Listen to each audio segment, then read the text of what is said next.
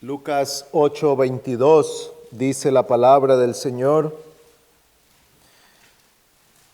y uno de aquellos días entró en una barca con sus discípulos y les dijo: pasemos al otro lado del lago. Y se hicieron a la mar. Pero mientras ellos navegaban, él se durmió, y una violenta tempestad descendió sobre el lago y comenzaron a anegarse y corrían peligro. Y llegándose a él, le despertaron diciendo: Maestro, maestro, que perecemos. Y él, levantándose, reprendió al viento y a las olas embravecidas, y cesaron y sobrevino la calma. Y él les dijo: ¿dónde está vuestra fe? Pero ellos estaban atemorizados y asombrados, diciéndose unos a otros: ¿quién pues es este que aún los vientos y al agua manda y le obedecen? 2 domingos atrás estuvimos considerando una primera parte de este episodio que se nos narra aquí, se narra en Mateo y en Marcos también, y se nos habla de aquel día en el que el Señor llevó a sus discípulos a pasar aquel lago y se levanta esta tormenta. Y una cosa que aprendimos el día anterior es que la fe nuestra es puesta a prueba. Si hay algo cierto en la vida del creyente, es que su fe será puesta a prueba. Y el Señor hace una pregunta, y este ha sido también el título de nuestro sermón: ¿dónde está vuestra fe? Este incidente resalta algo, y es que el Señor permitió una prueba para ellos, y cuando todo se ha calmado, Él reprende al viento y a las olas, y todo se calma. Les hace una pregunta: ¿dónde está vuestra fe? Era un momento de prueba y la fe tenía que ponerse por obra, tenía que ejercerse la fe. ¿Dónde está vuestra fe?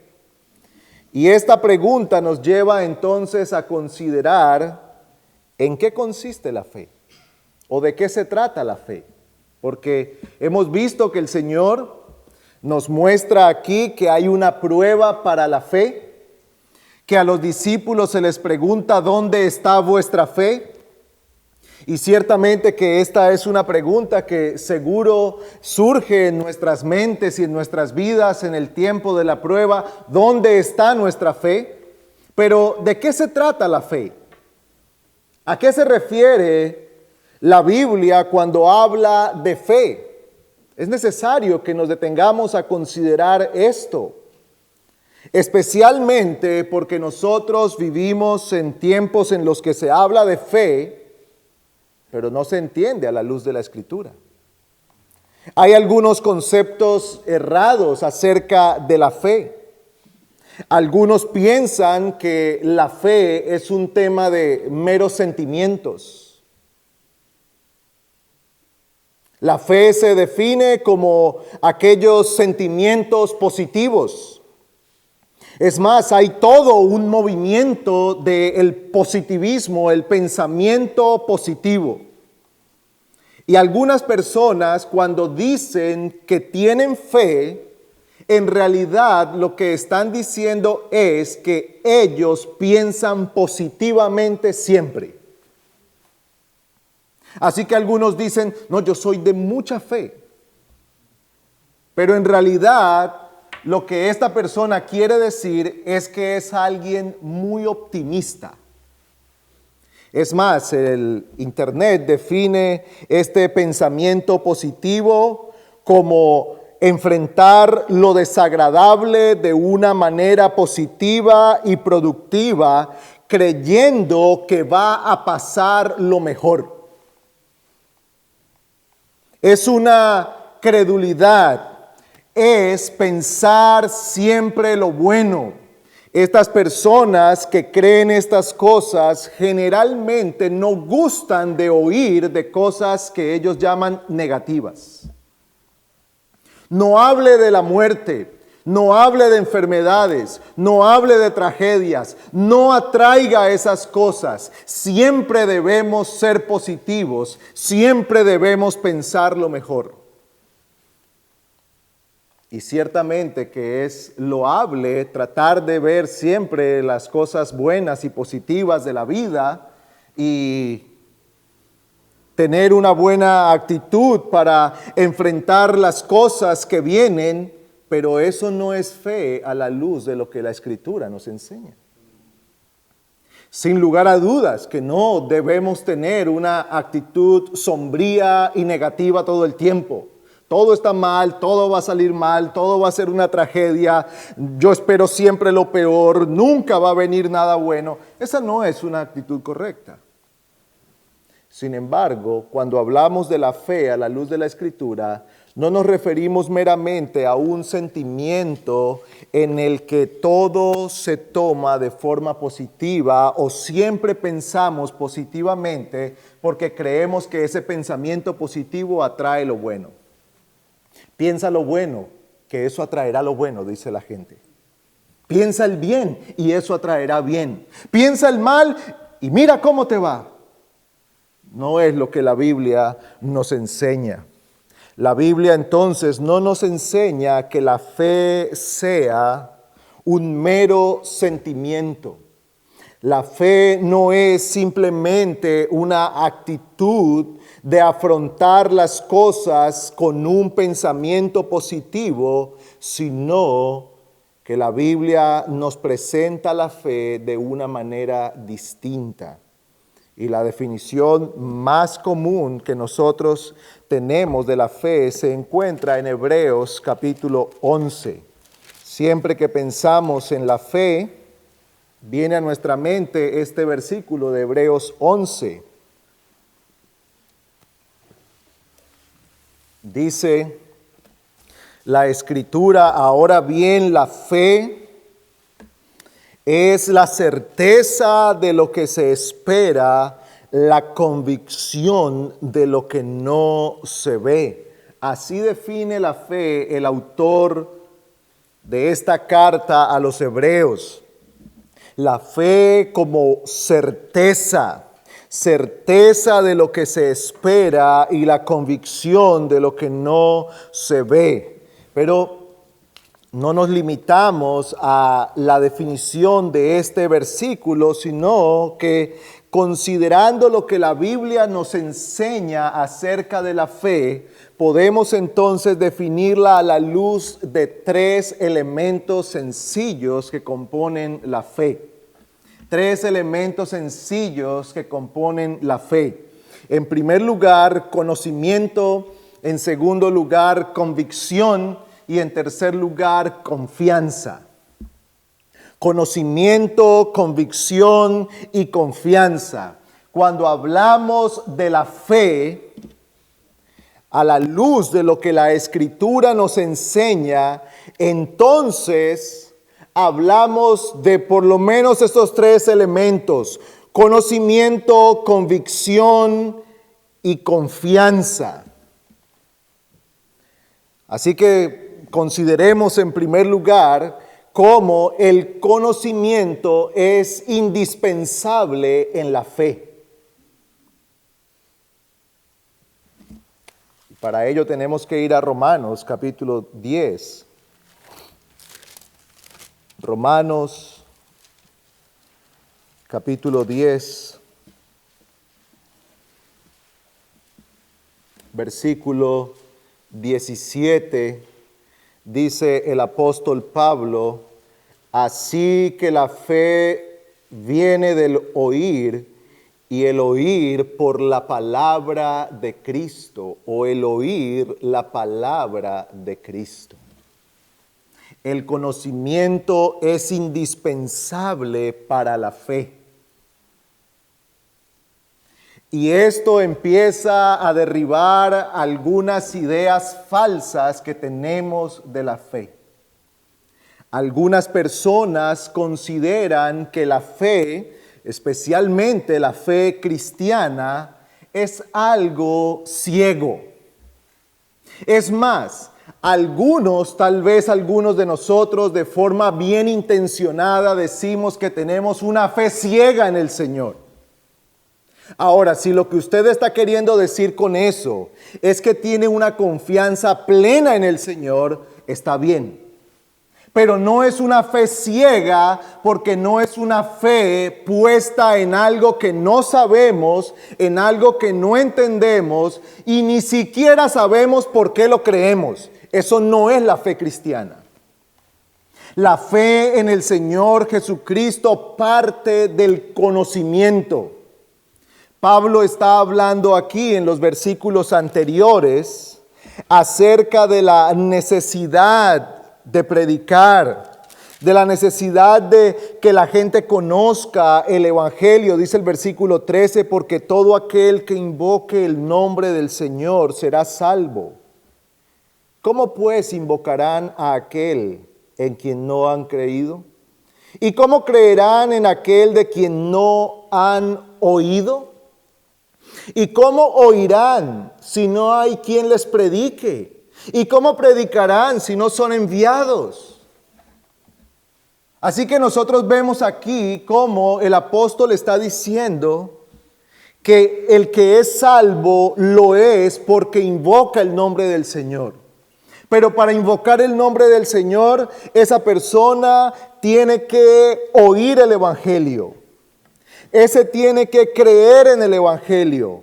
A ese se le tiene que predicar el Evangelio. Pero tiene que haber un predicador que predique el Evangelio.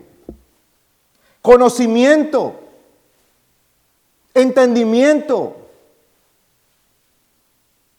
Necesitamos conocer la verdad, oír la verdad, entender la verdad, para que entonces pueda haber verdadera fe. De lo contrario, estaremos creyendo cosas que no son.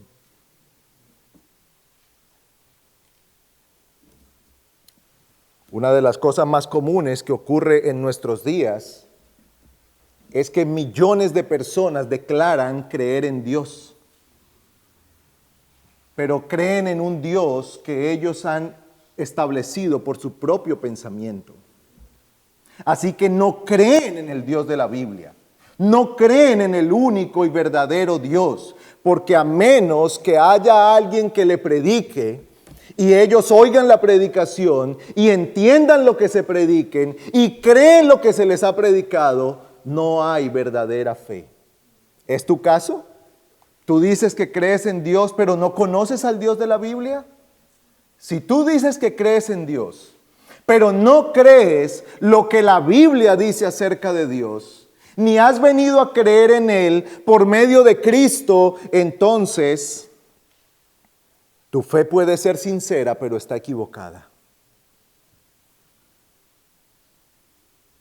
Tu fe puede ser muy sincera, pero puedes estar sinceramente equivocado, sinceramente perdido. Necesitas venir a Cristo. Así que se requiere de un conocimiento. Se requiere conocer lo que la Biblia dice acerca de Dios, lo que la Biblia dice acerca de Cristo, lo que la Biblia dice acerca del pecado, acerca de la salvación, del perdón. Se necesita aquel conocimiento.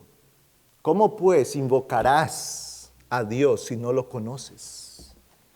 Pero ¿cómo lo conoces si no se te ha enseñado? ¿Ves? Se necesita conocimiento. Pero no es el único elemento de la fe. Ahora, ese conocimiento debe ir acompañado de convicción. Convicción. La fe es un asentimiento. Asentir es afirmar que algo es cierto. Así que no basta con conocer. Necesitamos creer.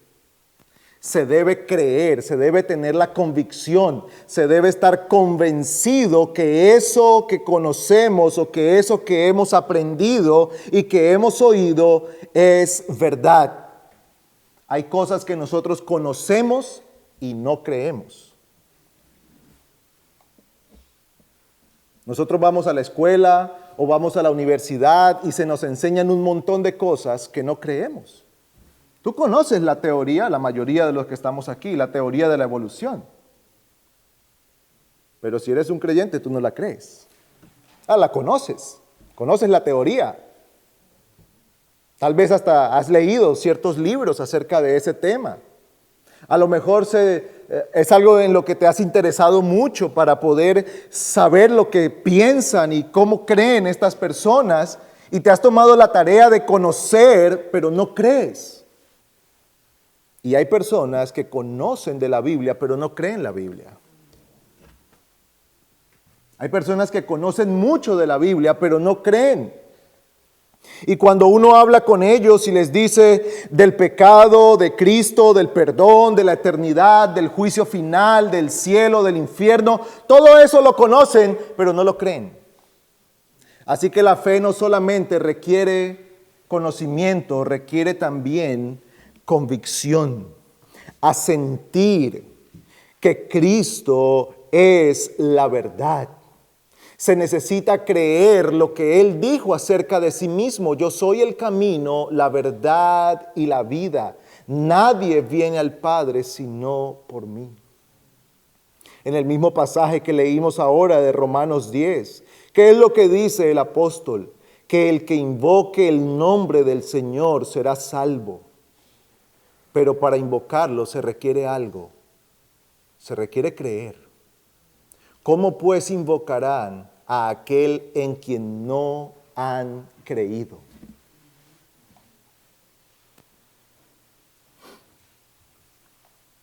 Se tiene que creer. Y esta es una de las razones por las cuales a veces los sistemas de evangelismo express no funcionan. Porque la persona puede decir, sí, yo creo en Jesús, sí, yo creo en Dios. Pero es que invocar no es solamente pronunciar el nombre de Dios. Esta invocación de la que habla el apóstol está ligada con el creer, con la convicción del evangelio que ha oído, con la convicción, con el convencimiento de lo que se le ha explicado, de lo que se le ha enseñado. La convicción que incluye o que se incluye en la fe no es solo un asentimiento de la verdad acerca de Cristo, sino un reconocimiento de que es verdad, que Cristo es el único Salvador, que el Dios de la Biblia es el único Dios vivo y verdadero. Es una convicción del pecado propio. Es una convicción de la necesidad del perdón y de la salvación. Es convencerse que sin el Señor no hay vida, no hay esperanza. Es una convicción que apartado del Señor está perdido. Y es una convicción que solamente Cristo puede proveer aquello que Él necesita. Pero es una convicción también que todo lo que Dios ha dicho en su palabra, todo lo que Él ha advertido en su palabra, todo lo que Él ha prometido en su palabra es verdad y seguirá siendo verdad para siempre. Y el que está convencido de tal cosa, entonces va por buen camino. Porque la fe tiene un tercer elemento que es la confianza. Hay conocimiento,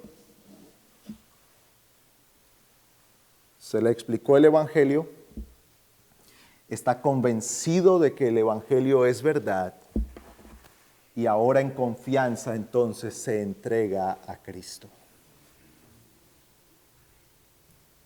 La fe es un conocimiento que se torna en convicción y una convicción que se torna en confianza.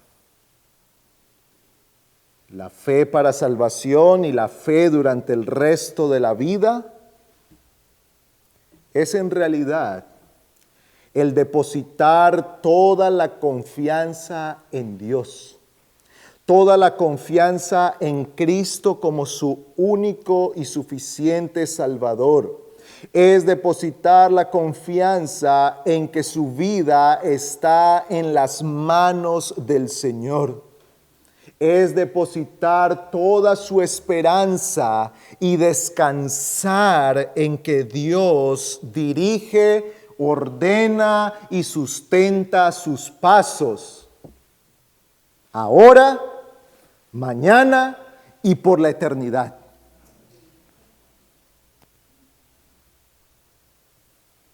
Consiste en una entrega a Él. No es una entrega de palabra, es una entrega de verdad, depositando toda esperanza y confianza en Él. ¿Dónde está vuestra fe?, le preguntó el Señor a los discípulos. O sea, ¿dónde está esto? ¿Dónde está vuestro conocimiento? ¿Dónde está vuestra convicción? ¿Dónde está vuestra confianza?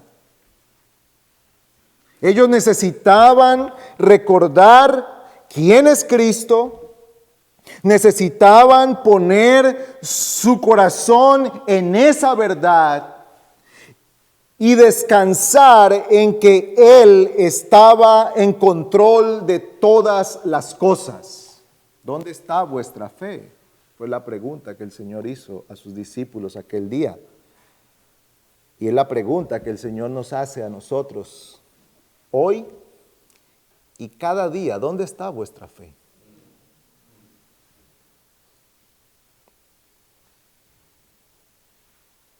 Así que la fe es un dejar de confiar en cualquier fuente de esperanza y entregar esa confianza únicamente a Cristo.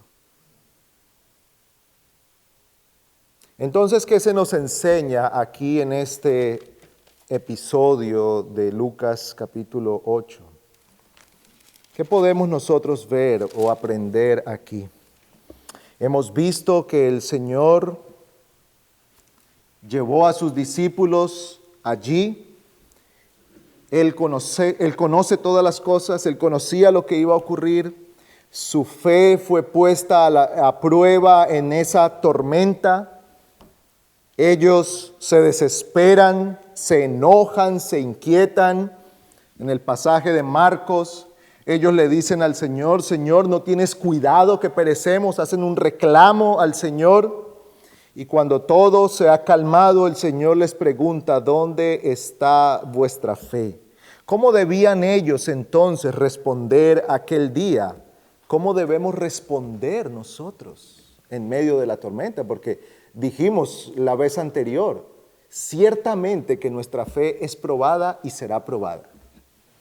Esa no es una posibilidad, es una realidad. Si hay algo cierto es que la fe del creyente es probada. No todas las pruebas son iguales, definitivamente. No todos estaremos en un barco en medio de una tormenta a punto de hundirnos. No todos pasamos por una gran enfermedad, no todos pasamos por una gran crisis económica, no todos pasamos por una gran crisis familiar. Pero vez tras vez, día tras día, el Señor permite que nosotros pasemos por cosas donde nuestra fe es probada.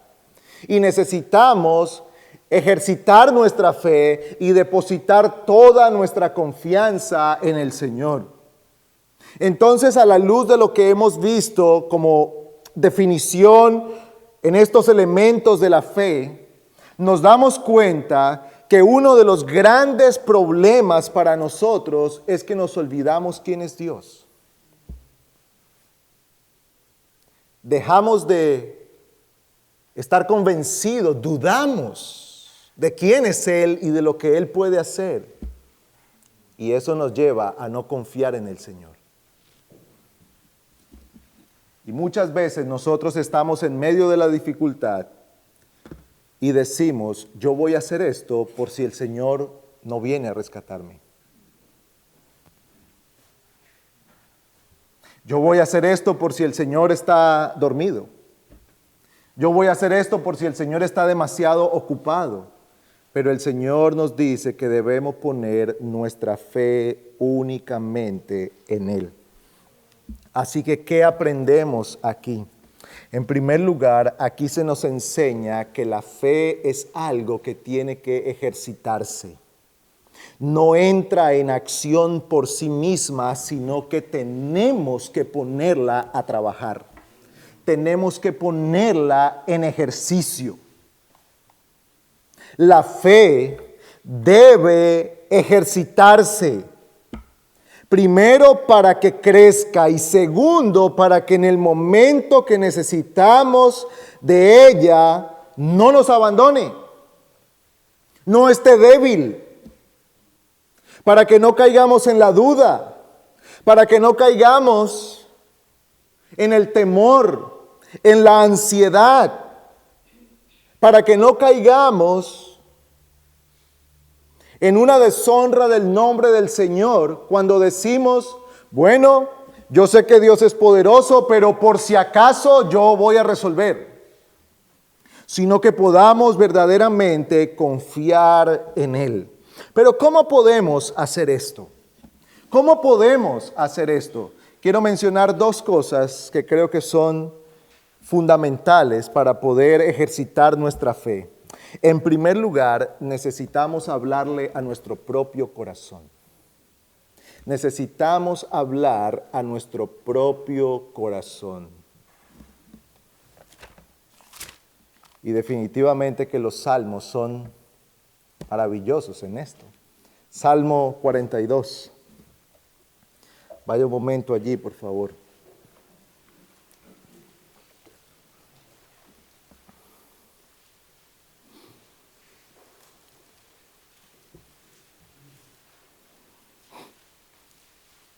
Necesitamos hablar a nuestra alma. Versículo 5 dice el salmista, ¿por qué te abates, alma mía? ¿Y por qué te turbas dentro de mí? Espera en Dios, espera en Dios. Mire lo que está haciendo el salmista. El salmista está hablando a su propio corazón. Él no está hablando a otros. Es un tiempo en el que él debe hablar a su propia alma. Y ese tiempo es necesario para nosotros, hablar a nuestro propio corazón. Porque hay un momento cuando esa noticia nos hace tambalear, cuando ese diagnóstico nos hace tambalear, cuando las noticias nos hacen tambalear, cuando los movimientos y las decisiones de los gobiernos, de los economistas nos hacen tambalear y empiezan a venir las dudas y los temores. ¿Qué va a pasar con nosotros? ¿Qué será? ¿Qué va a ocurrir? ¿Será que de esta enfermedad me voy a morir? ¿Será que llegó el fin para mi familia? ¿Seré yo uno de los que va a ser despedido en el trabajo? ¿Qué va a ocurrir conmigo? Y esto empieza a crecer y crece en el corazón y nos lleva por un camino de desesperación. Y entra la duda a gobernar la mente, a gobernar el corazón. Y en ese momento nosotros necesitamos detenernos. Y es como si pudiéramos ponernos frente a nosotros mismos y decir un momento, alma mía, cállate y espera en el Señor. Espera en el Señor. Espera solamente en Él. ¿Por qué te abates? ¿Por qué estás atribulada, alma mía? ¿Por qué estás muerta del susto? ¿Por qué te has dejado gobernar de la ansiedad, del afán, del temor?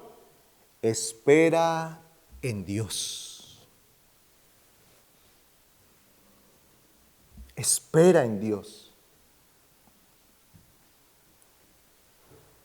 Porque saben, amigos que confían en el pensamiento positivo, en aquel día el pensamiento positivo te abandona.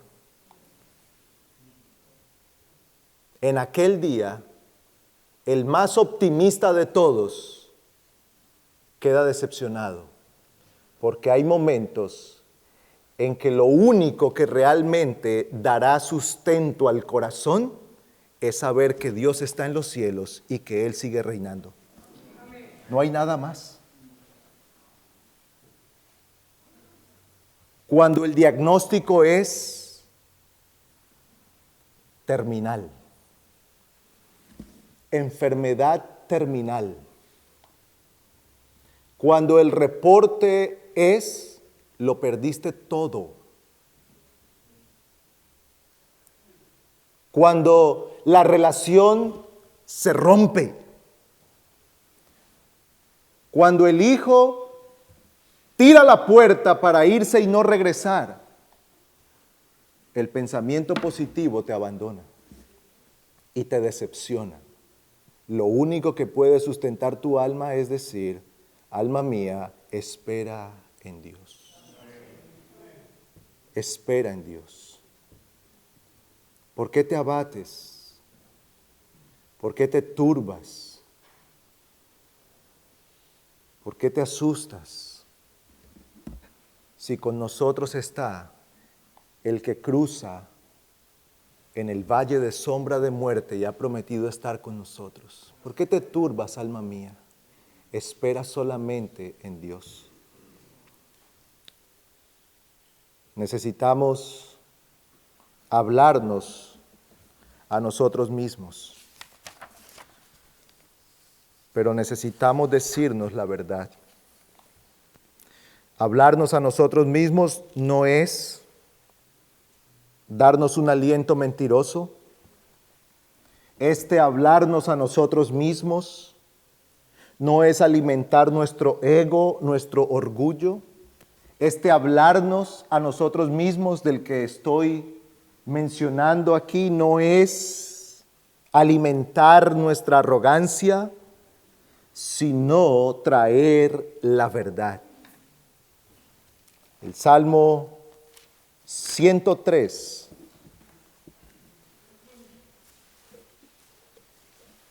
Hay un momento allí. Salmo 103.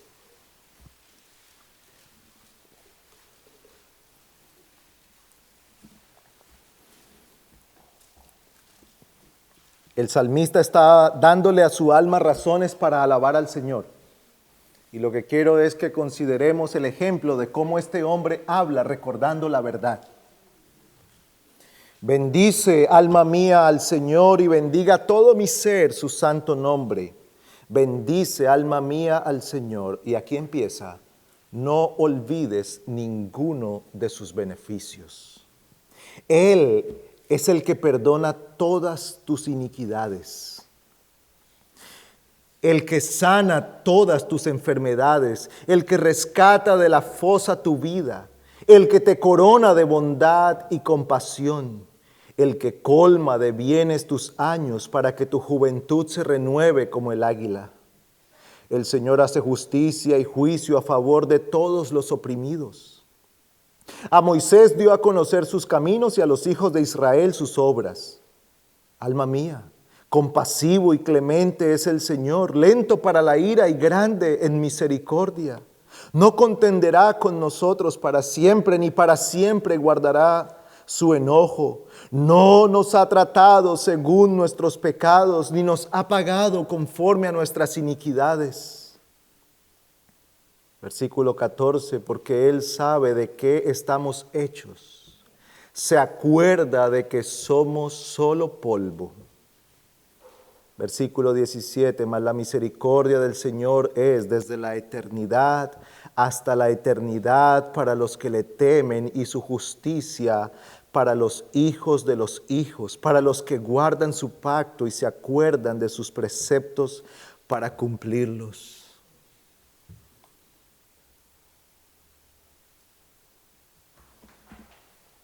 Mire el ejemplo del salmista. ¿Qué está haciendo el salmista? Le está dando razones a su alma para alabar al Señor. Y él empieza a enumerar aquí. Alma mía, haz memoria de los beneficios del Señor. Alma mía, haz memoria de la bondad del Señor. Alma mía, recuerda que Él es quien ha perdonado todos tus pecados. Recuerda que Él es un Padre que no nos trata según nuestra maldad. Él se compadece de sus hijos. Él sabe que somos polvo. Alma mía, el Señor ha reservado sus bendiciones para los que le temen. Confía y espera en Él. Eso necesitamos, traer a nuestro corazón una y otra vez, hablar a nuestra alma. No es poner la mente en blanco. Es una meditación, pero no es la meditación de poner la mente en blanco. No pienses en nada. Usted se da cuenta que no es fácil no pensar en nada, ¿verdad? Pero nos dicen que no hay que pensar en nada. No, la fe es pensar, es razonar. ¿Quién es Dios? ¿Y cuánta bondad ha tenido para con nosotros? ¿Dónde está vuestra fe? Le dijo el Señor a los discípulos aquel día. ¿Dónde está vuestra fe? Me han visto sanar enfermos, levantar muertos. Me han visto hacer milagros. Les he dicho tantas promesas. He traído la luz a este mundo que estaba en tinieblas. Eso es lo que necesitan recordar en el momento de la prueba. Hermanos, eso es lo que usted y yo necesitamos traer a nuestro corazón. ¿Qué va a pasar mañana?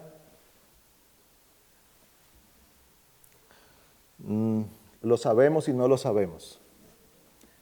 No lo sabemos porque nosotros no conocemos lo que va a pasar mañana, pero algo sí sabemos, que el Señor tiene el control, que Él lo ha ordenado, que Él lo ha establecido y que Él lo está dirigiendo para la gloria de su nombre y el bien de su pueblo. Esa verdad debe gobernar nuestro corazón.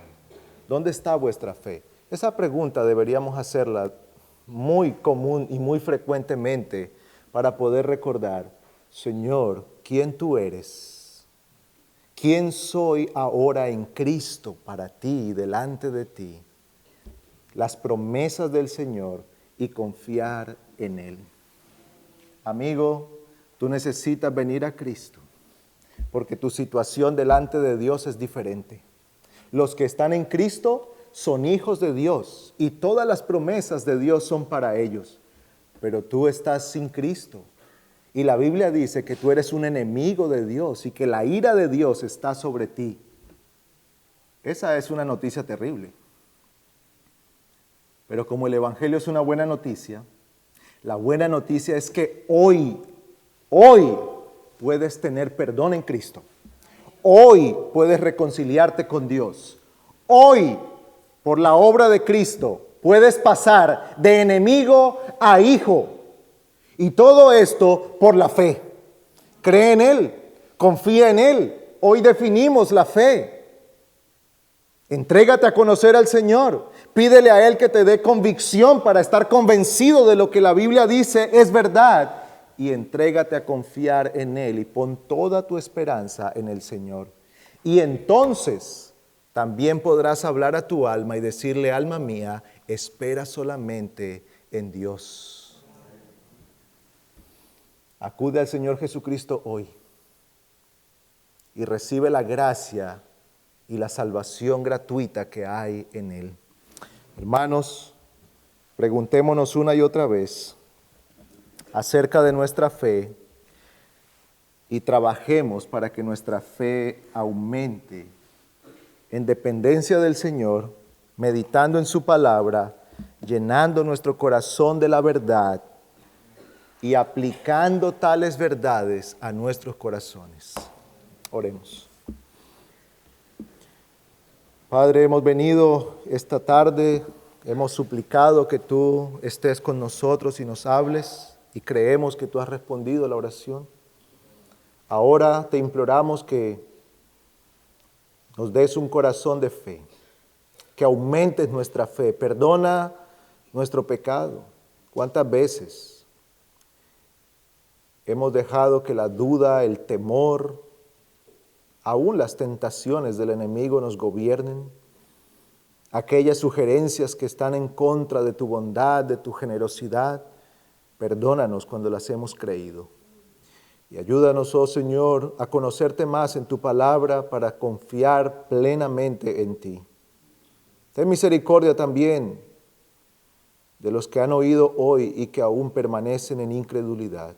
Vuelve sus corazones a ti. Haz esta obra, te lo suplicamos en Cristo. Amén.